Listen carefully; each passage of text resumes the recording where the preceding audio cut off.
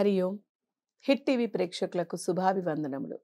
దేవి భాగవతంకి స్వాగతం, సుస్వాగతం. శుక్రాచార్యుడు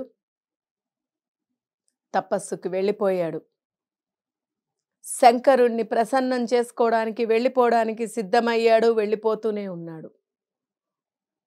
ఇక అప్పటి వరకు తన గురువైనటువంటి శుక్రాచార్యుడున్నాడు అనేటువంటి ధైర్యంతో ఉన్నారు అసురులందరూ, రాక్షసులందరూ కూడా. ఇప్పుడు ఎలాగైతే తల్లి దూరంగా వెళుతోంది అనేసరికి పిల్లలు తల్లడిల్లిపోతారో, తల్లి లేకపోతే పిల్లలకి ఎంత కష్టమో, ఎంత తల్లడిల్లిపోతారో, అలాగే ఇక్కడ వారికి తల్లిగా సమానురాలైగా ఉండేటువంటి ఆ యొక్క శుక్రాచార్యుడు గురుదేవుడు వారిని వదిలి వారి కోసమనే తపస్సులకి వెళుతున్నప్పటికీ కూడా వారిని విడిచి దూరంగా వెళుతున్నారు అంటే అసురుల యొక్క బాధ వర్ణనాతీతమైపోయింది. అయ్యో, మేము చాలామంది మీ దేవతల చేతిలోని బలి అయ్యి చిక్కుపడి ఎంతోమంది ప్రాణాలు కోల్పోయారు, ఎంతోమంది తగ్గిపోయారు.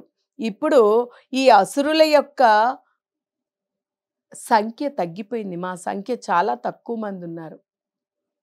ఎందరో దేవతల చేతిలోని ప్రాణాలు విడనాడారు.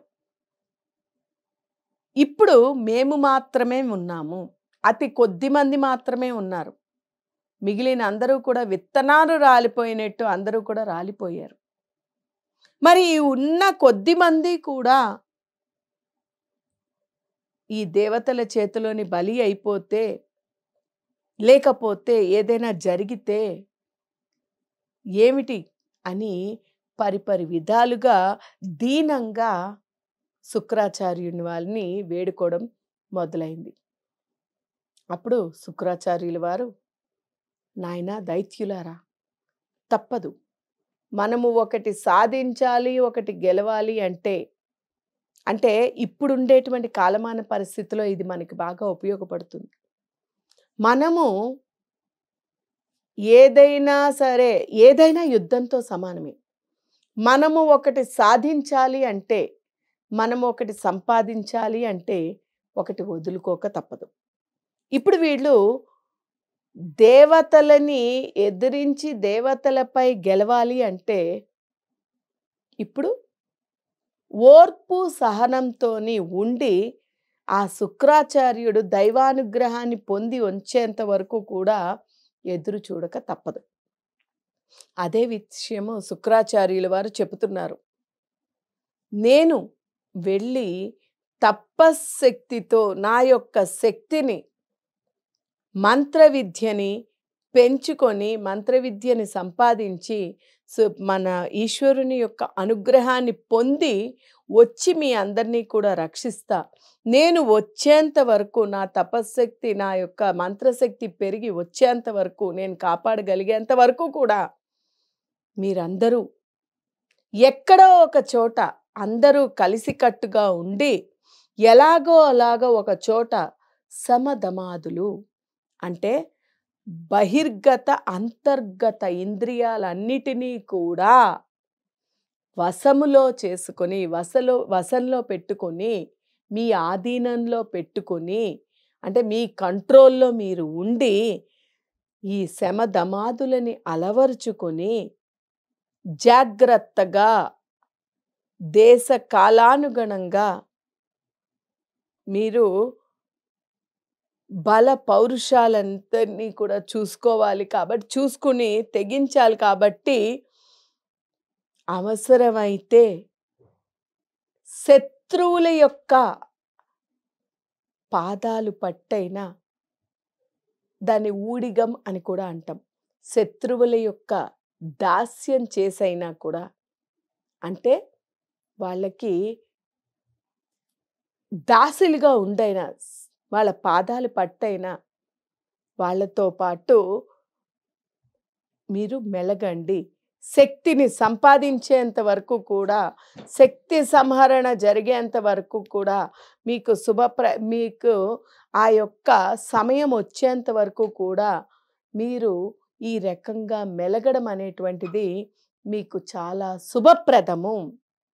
అందువల్ల మీరు అప్పటి వరకు కూడా, నేను తిరిగి వచ్చేంత వరకు కూడా ఈ దేవతలకి ఊడిగం చేస్తూ అయినా అందరూ ఒక్కటిగా ఉండి, ఒకే చోట ఉండి ప్రశాంతంగా ఉండండి. నేను తిరిగి వచ్చేంత వరకు ఓర్పు సహనంతో ఉండండి. ఇప్పుడు మనం ప్రతి చిన్న సమస్యకి, ప్రతి చిన్న బాధకి కూడా చాలా విపరీతంగా రియాక్ట్ అవుతూ ఉంటాం. మనది సమయం మనది అనుకూలం కానప్పుడు, మన సమయం మనకి లేనప్పుడు ఏ దానినైనా భగవదానుగ్రహం పొందేంత వరకు భగవంతుని యొక్క పాదాలు పట్టుకుని భగవన్నామ స్మరణతోని, ఓర్పు సహనంతోని ఎదురు చూడండి అనేటువంటి చెప్పడానికే మనకి ఈ సంఘటన. ఇక్కడ చూడండి,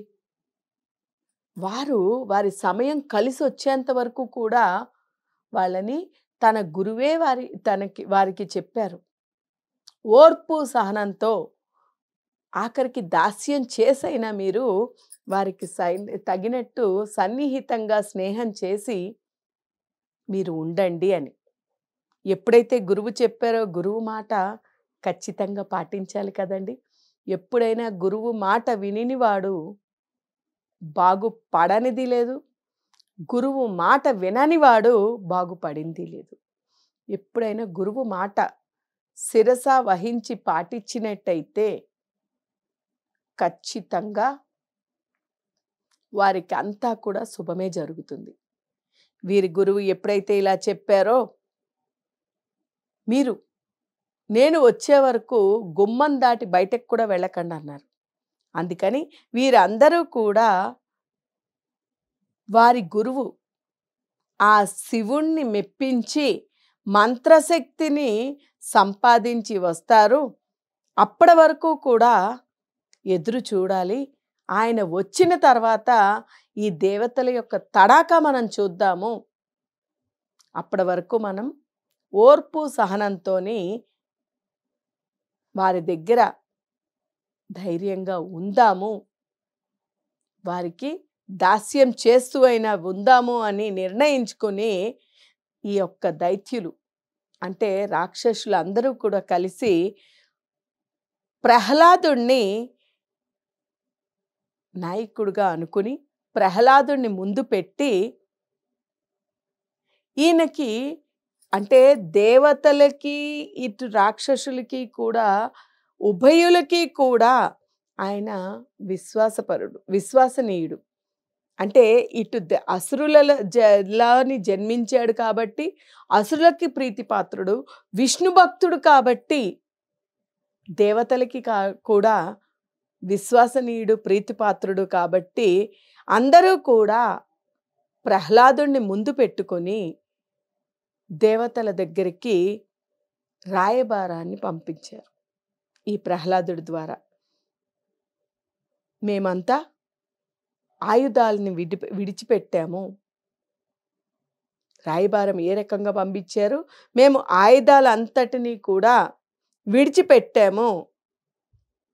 మేము కేవలం ప్రశాంతంగా మీ యొక్క ఊడిగం చేసుకునేటట్టు వల్కలాలు ధరించి కందమూలాలు మాత్రమే తింటూ తపస్సు చేసుకుంటున్నాం.